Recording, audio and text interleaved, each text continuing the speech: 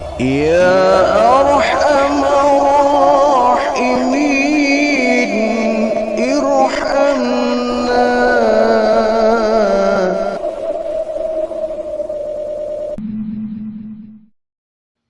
Wa an Iyad bin Himar radhiyallahu anhu qala sami'tu Rasulullah sallallahu alaihi wasallam yaqulu ahlul jannati thalathatun dzu sultanin muqsitun wa fakun wa rajulun rahimun raqiqul qalbi likulli dhi qurba wa muslimin wa afifun muta'afifun dzu iyalin. Rawahu Muslim.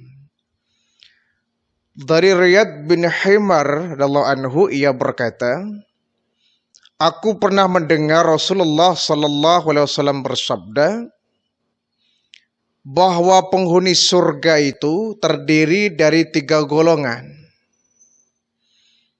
Penguasa yang adil yang dicintai rakyatnya, orang yang mempunyai jiwa kasih sayang terhadap setiap kerabat dan setiap muslim, dan orang yang miskin yang menjaga kehormatan dirinya, tidak meminta-minta padahal ia mempunyai keluarga yang menjadi tanggungannya. Hadis riwayat Muslim. Ada satu nasihat dari baginda Rasul bahwa ada 3 golongan orang yang dijamin masuk surga. Yang pertama, dzu sultanin. Pertama, seorang penguasa yang sangat adil, muwaffaqun, dan dicintai oleh rakyatnya. Penguasa yang adil, muqsit. Penguasa yang muqsit, yang bisa memberikan keadilan, yang bisa berbuat adil, yang berdiri di tengah-tengah, ya. Tidak membela A, tidak membela B, tidak membela C. Semua rakyatnya dia ayomi. Semua rakyatnya dia penuhi hak-haknya. Penguasa yang adil tentu saja ini menjadi penghuni surga. Kenapa? Dengan keadilannya ia bisa memberikan ketentraman kepada masyarakat luas. Dengan dia tentram, maka dia bisa melaksanakan ibadah. Jadi penguasa yang bisa menjamin ketentraman rakyatnya, ketentraman masyarakat yang dia pimpin, dia pasti banyak didoakan oleh orang banyak. Pemimpin yang baik, pemimpin yang bijak, pemimpin yang adil, yang bisa memberikan manfaat kepada masyarakat luas, pasti dia banyak yang mendoakan baik, ya. Semoga ya. Umurnya panjang, ya. Berkah hidupnya. Kemudian dimudahkan segala urusannya, ya. Kenapa? Orang baik pasti doakannya baik. Kalau satu negara mendoakan dia menjadi orang yang baik, ya, dia mendapatkan kebaikan yang banyak, ya pasti dia mendapatkan tiket masuk dalam surga.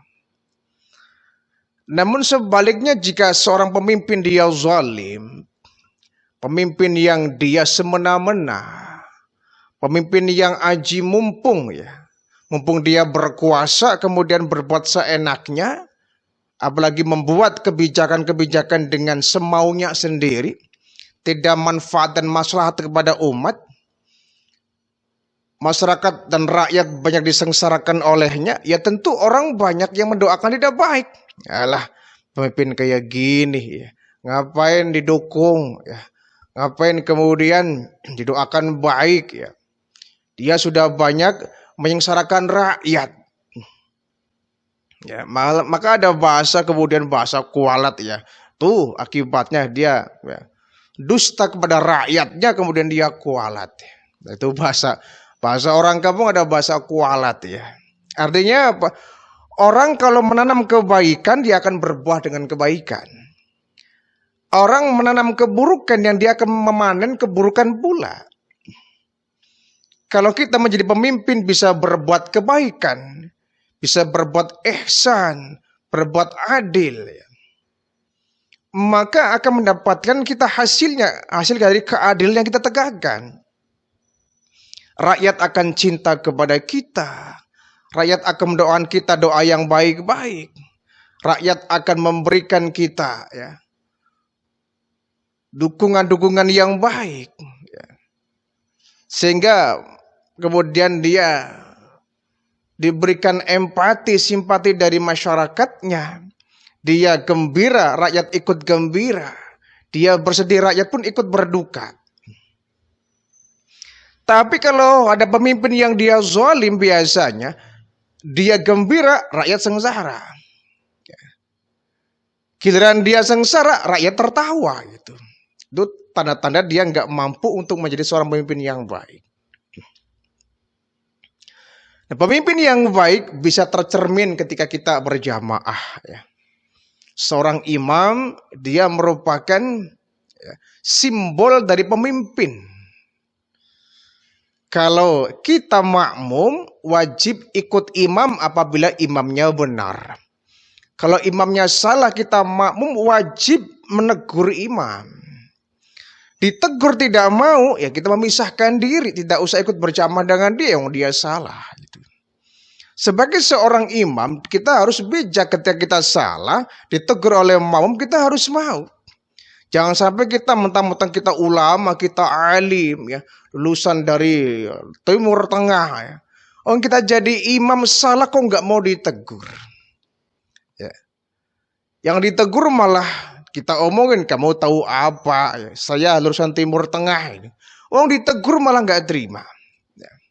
Banyak di sekitar kita pemimpin yang dia salah ditegur oleh rakyat malah nggak terima, yang negurnya malah ditangkap. Nah, ini kan kacau balau. Ya. Pemimpin yang baik dia menerima aspirasi dari rakyatnya, ya, menerima keluhan dari rakyatnya, menerima, ya, apa sih maunya rakyat, ya, apa sih keinginan rakyat, harapan rakyat. Kemudian dia ciptakan, ya, satu ketentraman, satu keadilan. Yang seperti ini, dia akan masuk surga, menjadi penghuni surga. Yang kedua kata baginda Rasul, orang yang dijamin masuk surga, rajulun rahimun raqiqul qalbi likulli dzi qurba wa muslimin. Seorang yang mempunyai jiwa kasih sayang terhadap setiap kerabatnya dan setiap muslim. Orang yang punya jiwa kasih sayang, ya. Orang yang memiliki jiwa kepedulian, orang yang suka merasakan bahwa orang lain adalah saudaranya, penderitaannya adalah penderitaannya pula, sehingga dia mau berbagi. Seorang muslim yang punya jiwa kasih sayang, bukan muslim yang temperamental, bukan yang suka mencari persoalan, bukan orang yang suka mencari permusuhan, tapi seorang muslim yang berjiwa kasih sayang. Kalau dia salah, dia segera untuk minta maaf kepada orang yang bersangkutan. Kalau orang lain salah, dengan lapang dada dia memaafkan orang lain. Ini sangat indah, ya. Berjiwa besar, ya, kasih sayang kepada kerabat-kerabatnya, ya, orang terdekatnya, dan seluruh kaum muslimin yang menjadi saudaranya. Dia bukan pendendam, dia bukan pembenci, dia bukan pendengki. Nah, ini kalau sudah dendam, benci, dengki, ini yang membuat kita kemudian retak persaudaraan kita. Ya.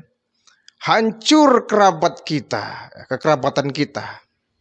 Hancur pula persaudaraan kita kalau kita sudah dihinggapi oleh penyakit yang namanya benci, dengki, kemunafikan, sehingga kita kemudian tidak bisa memaafkan kesalahan orang, ya. Tidak mau menerima kritikan orang, tidak mau menerima nasihat orang. Nah, seorang muslim itu harus berjiwa lapang, ya. Berjiwa lapang, memiliki kasih sayang. Ruhama ubainahum, kata Al-Quran. Ciri umatnya baginda Rasul, ruhama ubainahum, mereka saling kasih mengasihi. Saling kasih mengasihi.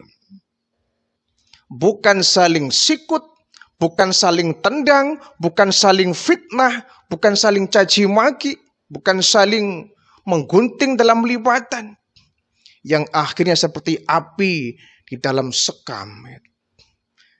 Enak kalau kita seorang muslim saling menghormati ya.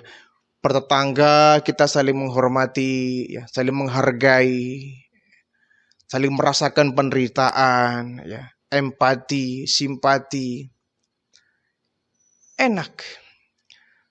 Sedangkan hidup itu akan sumpek, akan sempit, akan sulit, akan terasa sempit kalau kita kemudian memelihara kebencian, kedengkian, permusuhan ya. Apalagi kita merasa tidak senang melihat orang lain senang, itu penyakit dengki ini. Penyakit dengki ini sering sekali menghancurkan kekerabatan itu. Bahkan menghancurkan amal-amal kita. Muslim yang satu dengan muslim yang lain bagaikan satu tubuh. Apabila satu sakit, yang lain akan merasakan sakit. Satu contoh misalkan kita jalan ya. Kita jalan tiba-tiba kaki kesandung batu. Berdarahlah jempol kita, sakit luar biasa. Yang bilang aduh siapa? Mulut kita. Padahal kepala dengan kaki jaraknya cukup jauh. Kepala dengan kaki jaraknya kan jauh. Bahkan kepala kita, kaki kita belum pernah bertemu.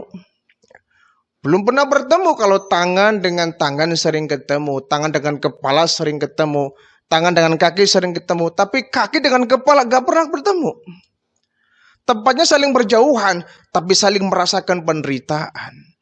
Ketika jempol kaki berdarah, sakit terkelupas. Ya, pedih luar biasa. Refleks mulut kita bilang aduh.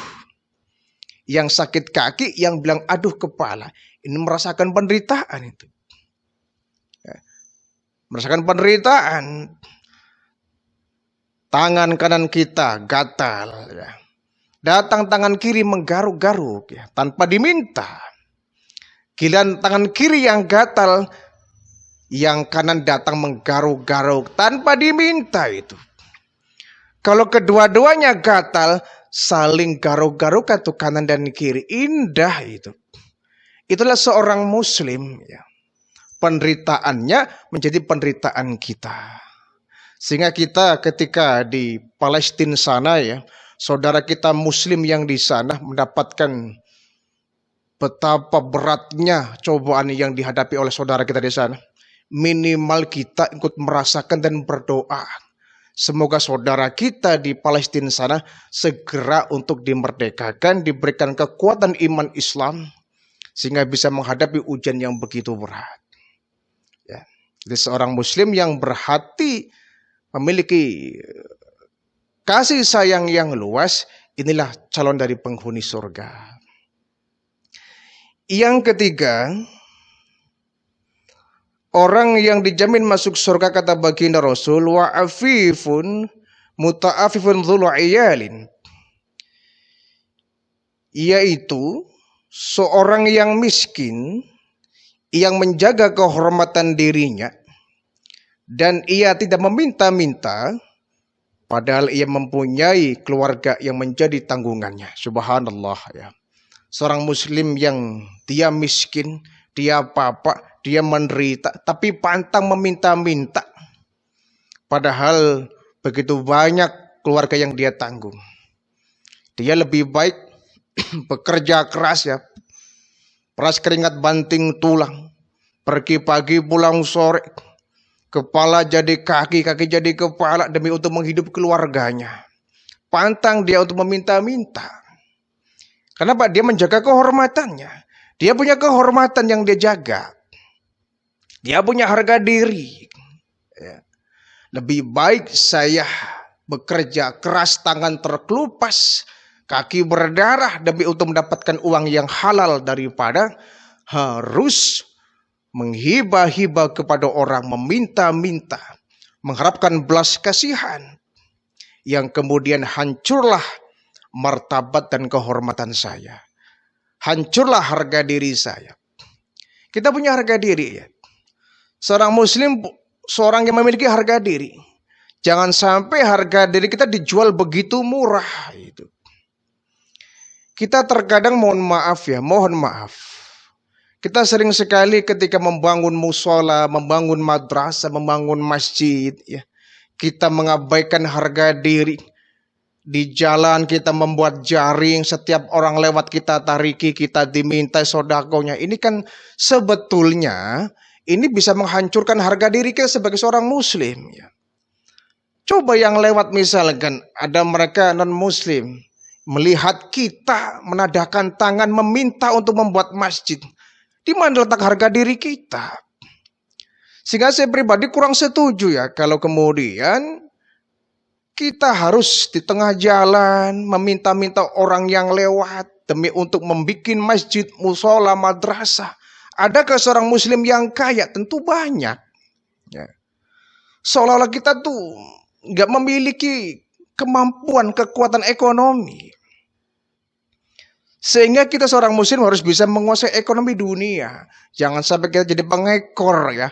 Ekonomi kita dijajah. Ya. Harga diri kita dijajah. Sehingga kita nggak punya harga diri. Ya. Muslim yang kaya itu banyak. Yang sedikit itu seorang muslim yang dia kemudian merelakan dan dia tulus ikhlas berbagi kepada yang membutuhkan. Itu yang terpenting. Ya. Janganlah sampai kemudian kita nafsi-nafsi. Ini yang membuat kemudian Islam ini berpecah belah, tidak punya kekuatan. Karena kita nggak mau bersatu, nafsi-nafsi. Urusan orang kita ya kita. Kadang-kadang kita nggak peduli. Kita punya uang, kita punya harta. Ya. Tetapi sebelah sedang membuat musola, sedang membuat madrasah. Kita kurang peduli. Kalau kita bersatu, saling membahu, ya, saling mendukung, ya, mensupport, ya. Saudara kita yang sedang punya proyek-proyek besar, membuat yayasan Islam, membuat tempat-tempat tahfidz Quran. Kita sumbangkan, kita dermakan, kita wakafkan harta kita, subhanallah. Tidak ada kemudian peletakan batu pertama sekaligus batu yang terakhir. Itu yang terjadi. Ya. Pelangnya besar, mohon bantuannya, mohon doa restunya akan dibikin masjid besar ya. Peletakan batu pertama begitu ramai, setelah itu lama nggak dilanjutkan. Akhirnya peletakan batu pertama menjadi peletakan batu yang terakhir, subhanallah. Ya, kita sangat ironis kalau melihat seperti ini ya. Oleh karena itu, ya, seorang muslim yang baik, biarpun dia seorang yang miskin, tidak berdaya, tidak memiliki harta, tapi pantang dia menjual harga dirinya. Pantang dia kemudian meminta-minta. Yang kemudian martabatnya, harga diri menjadi hancur.